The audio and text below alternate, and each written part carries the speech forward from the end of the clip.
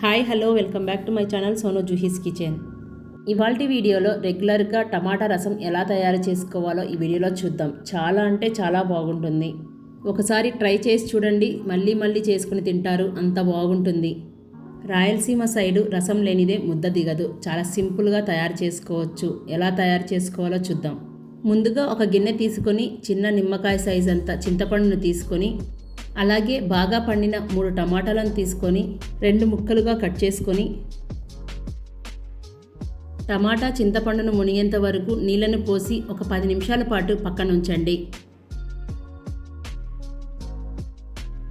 చింతపండు బాగా నానుతుంది. ఈలోపు రసం పొడి కోసం ఒక మిక్సీ జారు తీసుకొని 1 టీ స్పూన్ మిరియాలు, 1 టీ స్పూన్ జీలకర్ర, 1 టీ స్పూన్ ధనియాలు, చిటికెడు మెంతులు,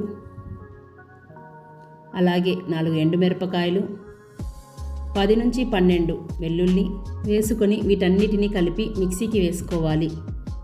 మీరు రోజు రసం చేసుకోవాలనుకుంటే ఈ పొడిని ఎక్కువ క్వాంటిటీలో చేసుకొని ఎయిటెడ్ బాక్స్లో స్టోర్ చేసుకుంటే మీకు ఎప్పుడు కావాలంటే అప్పుడు చాలా క్విక్గా చేసుకోవచ్చు. మనం ముందుగా చింతపండును నానబెట్టుకున్నాం కదా, వాటిని మెత్తగా ఈ విధంగా చేత్తో నలుపుకోవాలి. చూడండి, చింతపండు టమాటా పిసికిన తర్వాత మీకు ఈ విధంగా గుజ్జులాగా వస్తుంది.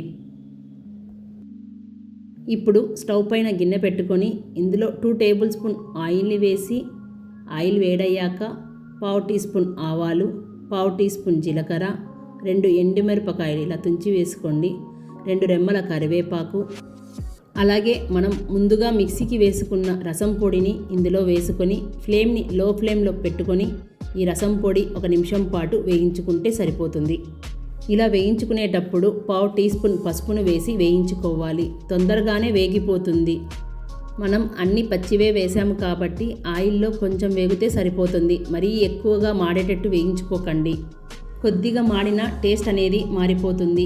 ఇప్పుడు ఈ పొడి ఆయిల్లో బాగా వేగిన తర్వాత మనం ముందుగా పిసికి పక్కన పెట్టుకున్న టమాటా గుజ్జు మొత్తాన్ని వేసి రుచికి సరిపడా ఉప్పును వేసి వాటర్ అనేది చూసి తీసుకోండి.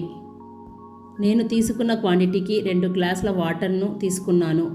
మీరు చూసుకొని వాటర్ యాడ్ చేసుకోండి. ఒకసారి టేస్ట్ చూసుకొని పులుపు కరెక్ట్గా సరిపోయిందా లేదా అనేది మీకు పులుపు తగ్గట్టుగా వాటర్ను యాడ్ చేసుకోండి. ఇలా మొత్తం కలుపుకున్న తర్వాత ఫ్లేమ్ని మీడియం ఫ్లేమ్లో పెట్టుకొని ఒక పొంగు వచ్చేంత వరకు మూత పెట్టి 10 నిమిషాల పాటు మరిగిస్తే సరిపోతుంది. ఈ రసాన్ని ఎక్కువసేపు మరిగించాల్సిన అవసరం లేదు. ఇలా మరుగుతున్నప్పుడు సన్నగా తరిగిన కొత్తిమీరను వేసి బాగా కలుపుకొని స్టవ్ ఆఫ్ చేయండి. వేడివేడి అన్నంలోకి ఈ రసం వేసుకొని తింటే సూపర్గా ఉంటుంది. ఎన్ని కూరలున్నా మా ఇంట్లో ఈ రసం కంపల్సరీ చేయాలండి. మీరు కూడా తప్పకుండా ఈ టమాటా రసాన్ని ట్రై చేసి చూడండి. చాలా అంటే చాలా బాగుంటుంది. సో అంతే ఫ్రెండ్స్, ఇవాల్టి వీడియో ఆంధ్రా స్టైల్లో సింపుల్గా టమాటా రసం ఎలా తయారు చేసుకోవాలో ఈ వీడియోలో చూసేసాం కదా. ఇలాంటివి మరెన్నో మంచి మంచి రెసిపీస్ కోసం సోను జుహీస్ కిచెన్ని సబ్స్క్రైబ్ చేసుకోండి. మీ ఫ్రెండ్స్ రిలేటివ్స్కి షేర్ చేయండి. మీ ఫీడ్బ్యాక్ని కామెంట్ చేయడం అస్సలు మర్చిపోకూడదు. అంతవరకు బాయ్ ఫ్రెండ్స్.